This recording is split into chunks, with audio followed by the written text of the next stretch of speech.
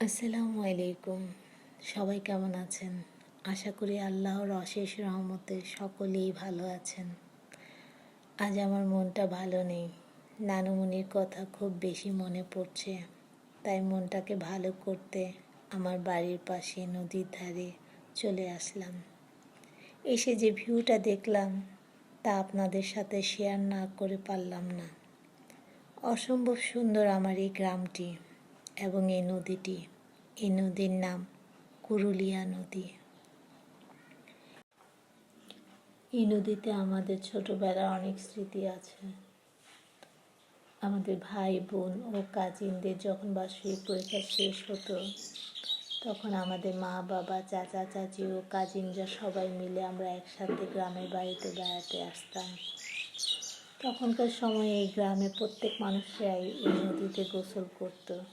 আমাদের বাড়িতে টিউবওয়েল থাকার পরেও আমরা এই নদীতেই গোসল করা হতো।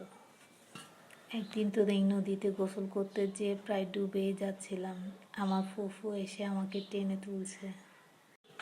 অসম্ভব সুন্দর আমাদের এই গ্রামটি, সবুজ আর সবুজে ভরা। আমাদের এই নদীতে অনেক সুন্দর ছোট বড় মাছ পাওয়া যায়।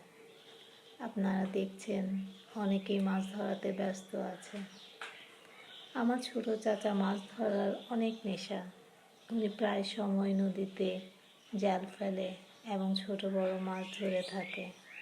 আমরা গ্রামের বাড়িতে আসলে এখনও নদীর মাছের স্বাদ পাই। আলহামদুলিল্লাহ। যারা সময় দিয়ে এবং কষ্ট করে আমার এই ভিডিওটা দেখেছেন, তাদের প্রতি আন্তরিক শুভকামনা, প্রতিময় শুভেচ্ছার সাথে আন্তরিক ভালোবাসা ও দোয়া রইল সকলের জন্য।